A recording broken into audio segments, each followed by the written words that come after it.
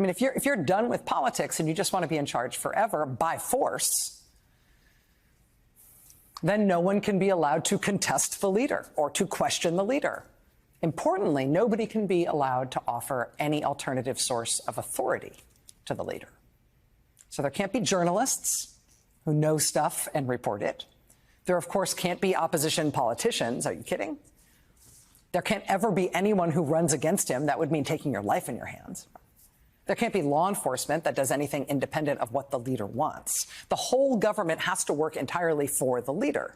There's no, government providing information and services like we're used to. There's no state. There's just the deep state, which is terrible and evil and against the leader, and it must be purged, replaced just with people he likes and who do what he wants. The government cannot have a civil service that has subject matter experts, because everybody has to work only for the leader.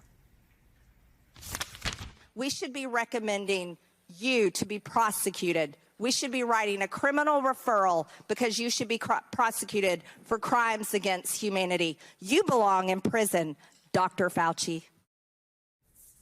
In the Trump era, in the Republican Party, this is what it's like to be the nation's most esteemed public health official, the nation's top subject matter expert on infectious disease. Dr. Anthony Fauci was the head of the National Institute of Allergy and Infectious Disease for 38 years.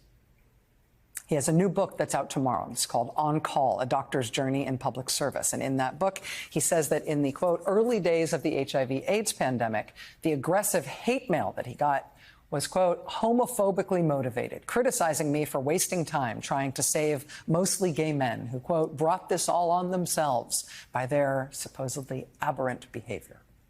With Ebola, he says, the hate mail seemed to be related to the perception by white supremacist types that I favored black Africans over the health of our country. So that's the kind of hate mail he got in the AIDS era. That's the kind of hate mail that he got in the Ebola era. But in this era, in response to our most recent infectious disease threat, in the context of the Trump movement on the American political right, now the torrent of hate and threat is of a different order and a different magnitude. It needs to be dealt with. The criminal gang leaders, the big heads of the central banks, Pfizer head, Fauci, all of them that lied to Trump, we know, created the disinfo, already had the vaccine ready years before they released the virus. They all need to go to prison for the rest of their lives. It is the right thing to do that they be executed. I'm not a wimp. I will volunteer. I think it should be public. I will pull the lever. I will say that. I don't have a bloodlust, but I don't want people to do work I wouldn't do. In Dr. Fauci's new book, he tells the story of his decades in public service, serving 7 different presidents, starting with Ronald Reagan, helping lead the response not only to HIV and AIDS domestically and around the globe, but also to Ebola and also Zika and also SARS and also even the anthrax attacks after 9/11. It's a 450-page book. It comes out tomorrow. As I mentioned, it is fascinating. Every new crisis is a detective story and a science thriller and a political potboiler all rolled into one. But the last 100 pages or so are about the COVID crisis and also about trying to handle the COVID crisis under the most recent Republican president, under Donald Trump. And even though that part of Dr. Fauci's career in public service is over, he retired in 2022 after serving as President Biden's chief medical advisor. Even though he is now out of public service after all of these decades, the Trump movement and its members in Congress and its supporters in the media are still going after Dr. Fauci as aggressively as ever, if not more so, even 2 years after he left government. Because he epitomizes one of the things they are trying to destroy, one of the things that they need to destroy in their revolutionary war against the American system of government. It is not that they disagree with him. It is not that they misunderstand. It is that he represents expertise, authority, earned by expertise. The way we sort of shorthand that in life is that he's a person who knows what he's talking about. And that, of course, is toxic for their political project. That cannot be allowed to stand. And so he is still in the bullseye for them, even now. This is from the book. This is from August of 2020. He says, quote, I had been absent for work for a few days because I had a benign polyp removed from one of my vocal cords. I was just getting back into the swing of things, happy to be sitting at my desk in my office, going through mail that had piled up. It was about 10:30 a.m. when I picked up a letter off of one of the stacks. The envelope bore a Jacksonville, Florida return address. It was typewritten in an unusual font, but otherwise looked like the fan mail that I got every day. Most of the time, people asked me to sign a baseball card or an index card. Sometimes, occasionally, he says, quote, they told me they hated me. I opened the top of the envelope with a letter opener and took out a single sheet of folded white paper. As I unfolded it, fine white powder shot up from the paper and drifted down onto my face, my tie, my shirt, my hands, my pants, my desk, and my chair. I instantly feared anthrax or worse. I immediately shouted to my assistant, Kim, do not come into my office. Go get George and Brett, my security detail, who were posted down the hall. They sprinted to the doorway of my office, yelling, don't move, stay where you are, don't come out because you will contaminate everything else. Following their instructions, I put the letter and envelope into a plastic bag for forensics. George called the NIH hazmat team who came to my office in their spacesuits. They had me remove all of my clothes, which also went into a plastic bag, and they sprayed me down with chemical foam. I thought, this is insane. There I was standing naked, being sprayed down by guys in spacesuits. My fate hinged on a call giving me a preliminary analysis of the powder.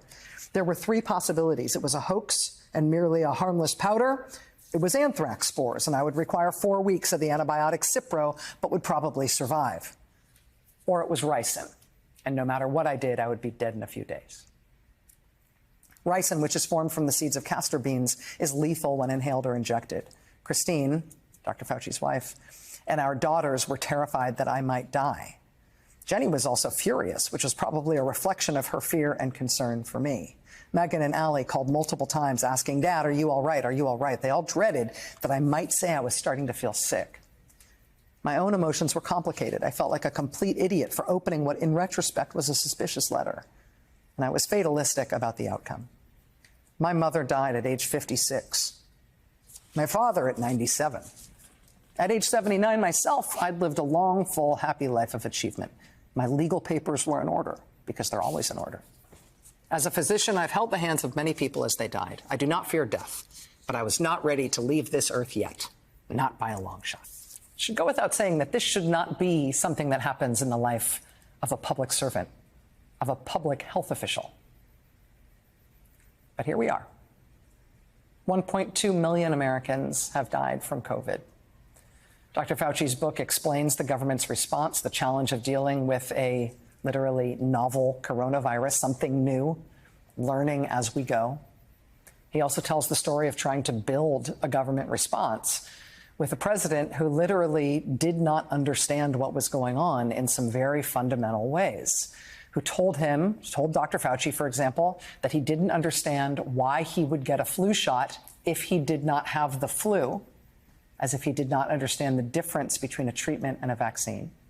A president who asked why the flu vaccine couldn't just be used to prevent COVID, as if he didn't understand that diseases and viruses are different from one another. A president who believed a Fox News host, Laura Ingraham, when she told him that there was a secret miracle cure for COVID. A president who didn't understand how clinical studies disproving that had any more validity than what had been heard on the grapevine from someone he saw on the Fox News who had no subject matter expertise. And it got worse from there. This is also from Dr. Fauci's book. Quote, on April 22nd, I attended a task force meeting where we were briefed by William N. Bryan, acting Undersecretary for Science and Technology at the Department of Homeland Security. Bryan explained 2 studies that showed how sunlight and humidity could kill the virus, and substances such as isopropyl alcohol and disinfectants could be used effectively to clean non-porous surfaces. The following day, he briefed the president in the Oval Office on these studies, without Deborah Birx or me being present. He then joined the president on the podium in the briefing room. The result was the infamous press conference where Donald Trump appeared to endorse using bleach as a way to disinfect the lungs from COVID. The president told the White House press corps, quote, "Then I see the disinfectant where it knocks it out in a minute, 1 minute. And is there a way we can do something like that by injection inside or almost a cleaning? Because you see, it gets in the lungs and it does a tremendous number on the lungs. So it'd be interesting to check that." Dr. Fauci says, "I was not at that day's press briefing, but as I watched it on TV, I thought, oh my God." Poor Deb, meaning Deborah Birx, being on stage with the president during that musing, she must have been horrified.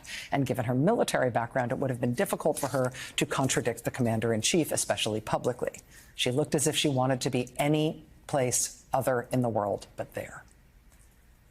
Sitting in front of the television, I knew we were going to have people who heard that from the president and would then go ahead and try it.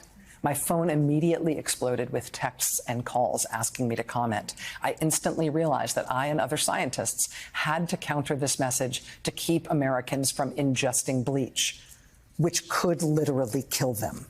Dr. Anthony Fauci is in the bullseye of the Trump movement to this day as they seek to return to power. He's in the bullseye of the Trump movement even after leaving the government. And it is not because of COVID. And it is not because of the controversial and difficult decisions of this most recent epidemic threat that he helped the country face down. He has faced down plenty of those in his 54 years at NIH.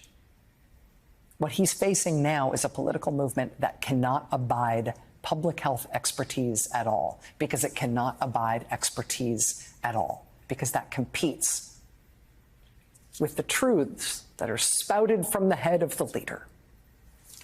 It is a movement that cannot abide authority and expertise from anyone other than their leader. And they answer any such competition for him with menace. And it's not romantic, and it may be revolutionary, but there's nothing sexy or dramatic or lovely about it. It is boring, it is violent, and it's about using force. And it's a war against the U.S. system of government. We're living through an era in our country's political life right now, which is not politics. And if you want to call it the most romantic possible thing, I think you could call it revolutionary, right? Just like gangsterism is a familiar trope for us in our favorite American drama, we also romanticize revolution and revolutionaries as much as any country on earth. But what we are contending with in our politics right now is a movement that is not doing normal politics and is not competing in normal political terms. They're trying to end the American system of government. They're trying to bring about a revolution against the American system of government and against the United States of America. And in this story, we're the Americans. So yes, you know, being revolutionary sounds very cool in the abstract. Just like, you know, being gangster sounds very cool in the abstract. But in the specific, what they're actually offering is boring because it's just gross force. It's the end of politics. Let's just do it by force, because physically, we mean it just the way we say we're saying it. We mean it just the way you're hearing it. We're coming for you. So, brother, you and all the other people, these are torturous conversations we're having. Don't torture yourself. Don't torture yourself. Get your passport, get the hell out of the country, because, hey, we're coming. And guess what, bro? You ain't going to like it one bit. Your crimes and your treason, Comey, all of you. Go ahead. Go to the ends of the earth. We will hunt you down and bring you back. Drive the vermin out of 1600 Pennsylvania Avenue. Biden, you and your crime family are nothing but trash. For Joe Biden and Dr. Joe Biden and Hunter Biden, all in the Biden, they're a bunch of feral dogs, right? It's a family of feral dogs. We're going to have to fumigate the lies of Joe Biden, the treason of Joe Biden, and how enfeebled he is.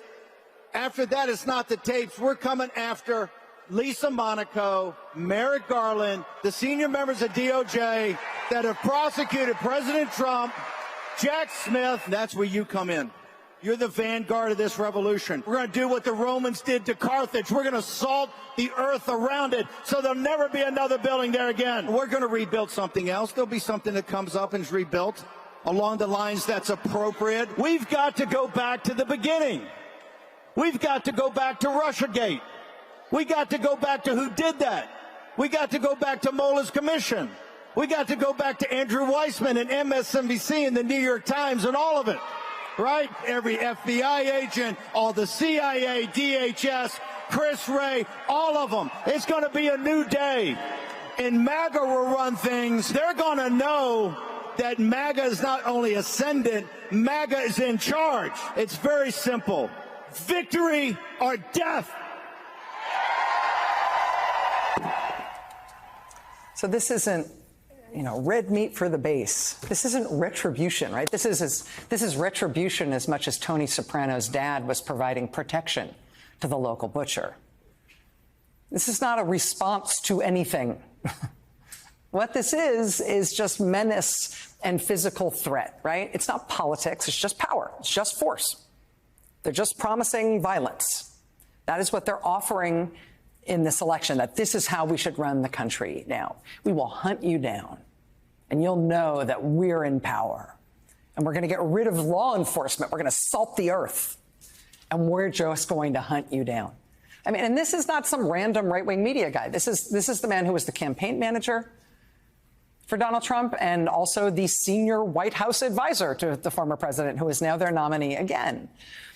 And it's not like he's the only one who's saying this thing. This is what they are offering the American public. And they love it. They're super excited to be getting, done with politics, getting right to the force and violence part of it. The next 6 months is going to be intense. And we need to strap on our, let's see, what do we want to strap on? We're going to strap on our seatbelt. We're going to put on our helmet or your Carrie Lake ball cap. We are going to put on the armor of God. And maybe strap on a Glock on the side of us just in case. We will throw off the sick political class that hates our country. We will rout the fake news media, and we will liberate America from these villains once and for all. Don't you think for a second he's not going to unleash hell on all of his political enemies? This is where we are, and now we have to finish it. We have to finish it. Once and for all. They keep saying things like that. Once and for all. Finish it. Vanquish them.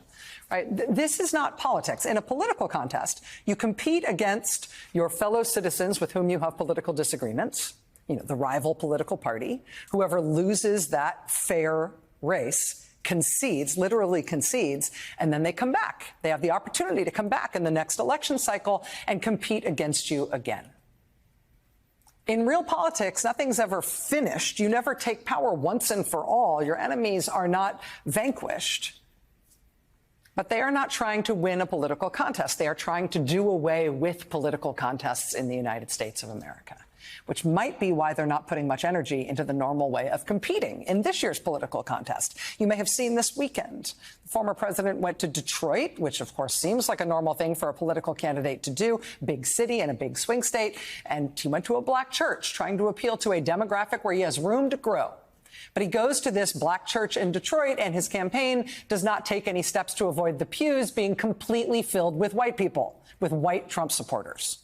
Then on the day, the message of his supposed campaign is that he's trying to appeal to black voters, right? That's the whole point of doing this photo op. He then goes straight from that venue, stuffed with white people, to a conference hosted by this guy who has been in the news for the last few months for saying, quote, "We made a huge mistake when we passed the Civil Rights Act in the 1960s, saying that he thinks black people are not qualified to be airline pilots, that he worries if he's on a flight and sees that the pilot is black, who has been posting things like, quote, whiteness is great on social media, who has been hosting guests on his podcast to talk about how black people are inherently biologically inferior and incapable of advanced intelligence. Someone who said literally MLK, meaning Dr. Martin Luther King Jr., quote, MLK was awful, not a good person. So on the day your campaign message is, hey, black voters, look at me. Aren't I appealing? Going from the black church that's inexplicably full of white people right from there to go be with, to go do an appearance with the MLK was awful and the Civil Rights Act was a mistake guy. If that's how you're running your campaign, you are not trying very hard in normal campaign terms. But they are not trying very hard in normal campaign terms. They're not trying very hard to compete on normal political appeals. What they are trying to do instead is take power by menacing and chasing out of the country anyone who opposes their leader. All right, destroy anyone who contradicts him, let alone anyone who deigns to compete against him.